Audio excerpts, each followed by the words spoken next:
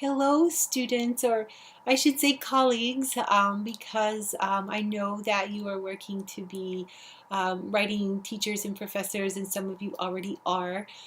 So what I am doing is I'm making the second video that I promised I would make today, and this one is focused more on giving you all some potential background reading materials. Now, this is not a required assignment by any means.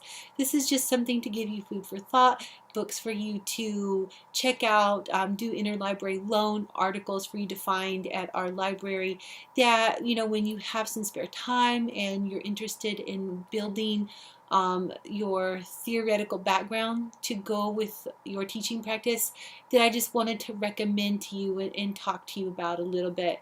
One of the things that I believe in wholeheartedly is being able to have research to support the decisions that you make as a teacher. I tell my students, please always ask why. If you have doubts, if I have not explained to you well enough why we're doing something that we're doing, please ask me. It is my job to tell you, and I will give you the research that is in support of the decisions that I'm making as a professor. Most of the time I can also give you the research that might question the decisions that I'm making as a professor, but then I will also explain to you what leads me to believe that the decision I made is the best one based upon research available. So that's a lot, I know, to think about. And it's not something that's going to happen overnight. And I will say this, I have changed significantly as a professor, and there have been a few profound things that I have read that changed me, and it's hard. When you are looking at 30 years of research and you think you're doing the right thing, and then a study comes out, that is saying, wait a minute, that was wrong, and there's a lot of research to say that was wrong. It takes a minute to process that. And so there have been a couple of times where I have had to change how I teach, how I approach teaching, because of new research and information that is available. So the things I'm going to show you today, this is the best that I am aware of based on current information that we have in our field. But thankfully, our field is growing and becoming stronger, and writing instruction research is on the rise. And as we continue to get more research, we will continue to find out better how we can improve student writing, how we can increase the chances of transfer of skill, because ultimately what we want our students to be able to do is to write well throughout their lives, long after they have left our courses, because that's the real measure of success. So here we go. Without further ado, I'm going to go through some books that I wanted to talk to you about. This one is really good. It's called Assignments Across the Curriculum, A National Study of College Writing. It's by Dan Melzer. I don't know if I'm saying his name exactly right. It is fantastic because it gives you insight into writing across the curriculum. It also gives you insight into, as a writing teacher, what you're facing when you are trying to prepare students. Either you're a high school teacher and you're preparing students for college, or you're a composition teacher and you're preparing students for writing in other classes. This will let you know. It is fascinating. There are many, many quotes and lots of work looking at assignments from across the disciplines, from across the United States. Issues like correctness come up, where you will have professors in other disciplines who will argue that a paper should have no errors, which in the field of writing instruction we know is probably not even possible.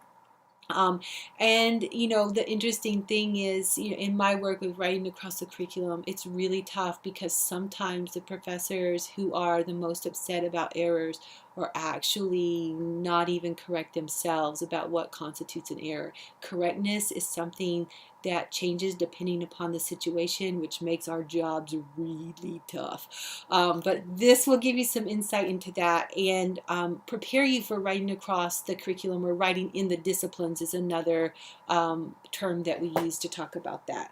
The next book is What is College Level Writing?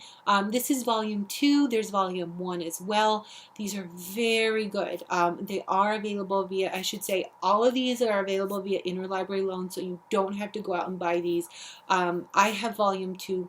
I had read volume 1 a while ago. It's a collection of articles that are just really, really insightful. It covers everything from high school writing to that transition into college writing, basic writing, which is a term that you may hear. Basic writing is for students who are coming into college writing underprepared for college level writing, and so basic writing classes are those kind of bridge courses. Talks about that. Also, issues related to technology, using technology in writing instruction. These are really good collections, so I wanted to recommend that. This book is one that changed me. This is called Grammar and the Teaching of Writing. It's written by a linguist, Ray Noguchi. And I like this book because look how skinny it is. And yes, if you're a teacher, you're very busy. Skinny is often helpful. This book is great because what it does is it summarizes 50 to 60 years of research on grammar instruction. So this book summarizes some of the other books that I would otherwise recommend, but it's kind of nice just to get the summary here that talks about how traditional grammar instruction is not effective. One of the struggles that we have, and I'm sure many of you are well aware of this, is that giving students grammar exercises to complete just makes them really good at grammar exercises. It doesn't transfer to their own writing very well. So there are some struggles that we have, some in our field, and I'll tell you this, like there's a lot of disagreement.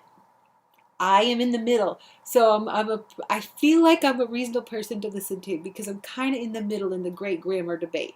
There are some who are like what I call old school, and they're prescriptivists, and they are very much into correctness.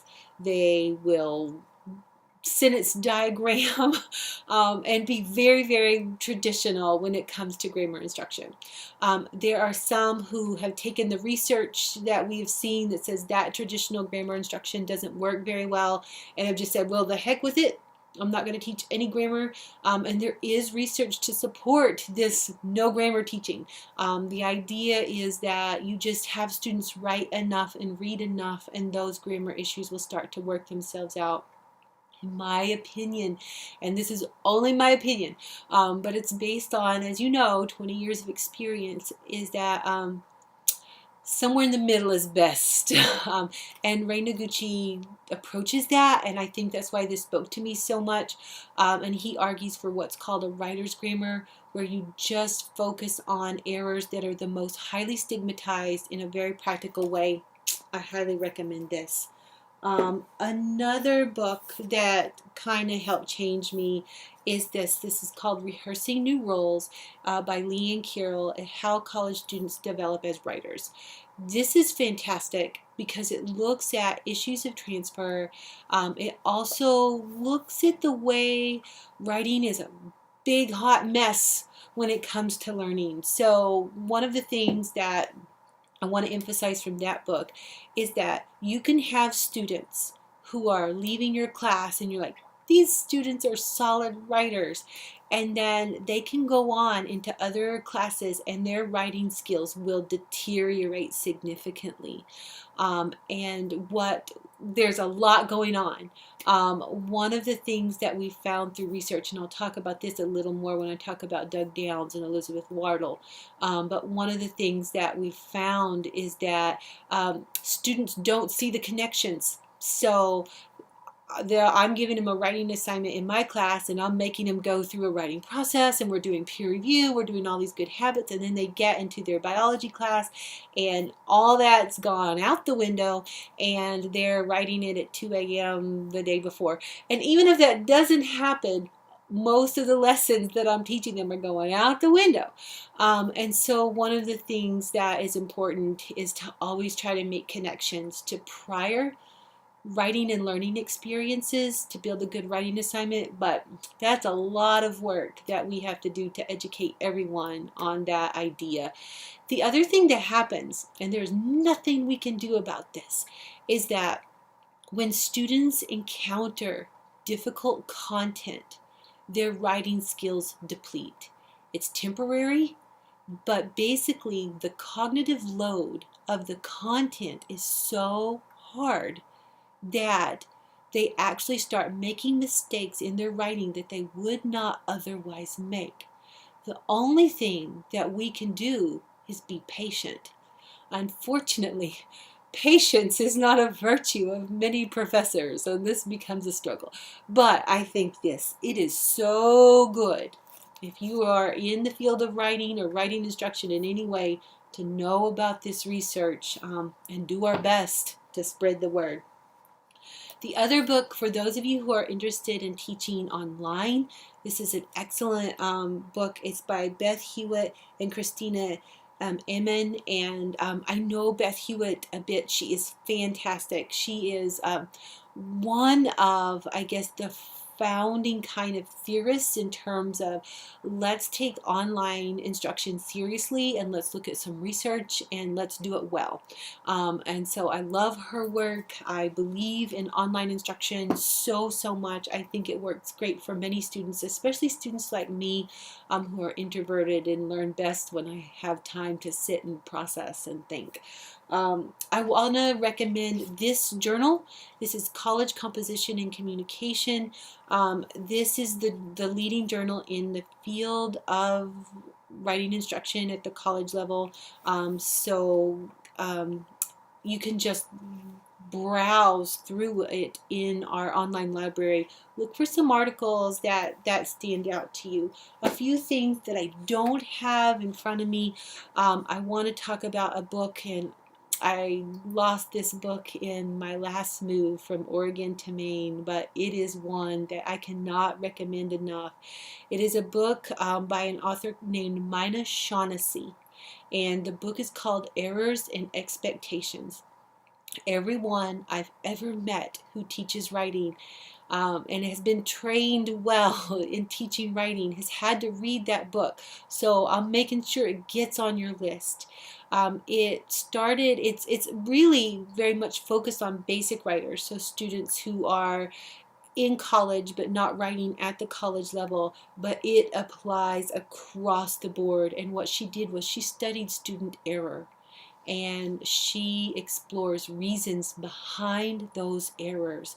And there's no better information that you can have as a teacher than to know why students are making some of the errors that they make. And it led for me into further study of, when I see students doing things, and sometimes, I'm like, I don't know how else I could say this or write this or show this or demonstrate this, and they're still struggling. It forces me to, when I think about Mina Shaughnessy, it forces me to step back and say, okay, there's always a reason. There's something going on. There's something I'm doing that's not reaching them. And what can I do? But this is fantastic. Mina Shaughnessy, Errors and Expectations. Get that on interlibrary loan as soon as you can, as soon as you have time. For those of you who are interested in teaching creative writing, as you know, that's not my particular field, but I want to emphasize that all of these resources are about writing instruction in general, so they are going to apply whether you're teaching 6 through 12 or college to a great extent. Some things will be specific, but to a great extent when we're talking about theory and writing instruction and brain development and those kinds of things, they apply to most situations.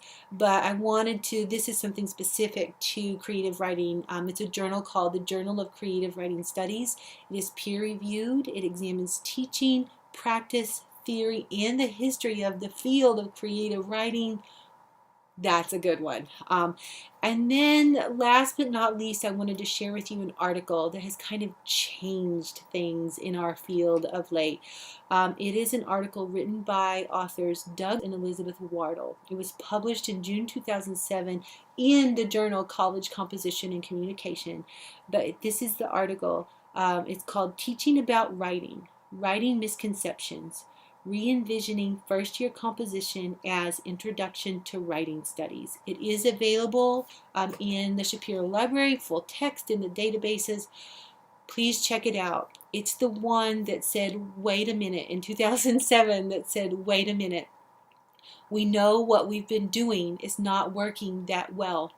Let's think about what we could do differently. It started an entire movement that changed our field, and it's continuing to change and evolve.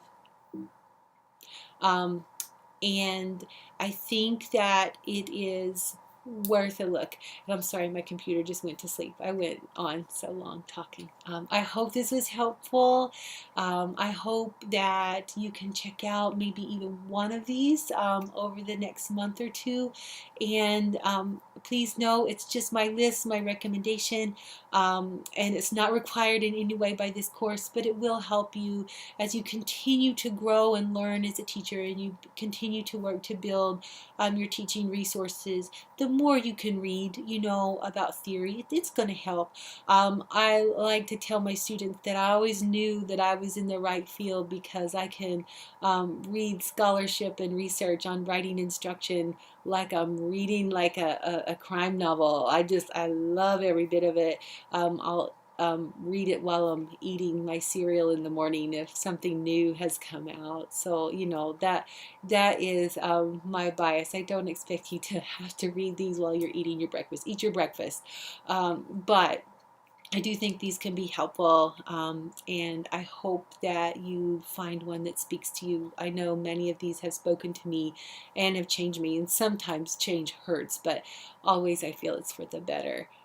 So thank you so much. I hope this is helpful. Sorry for rambling.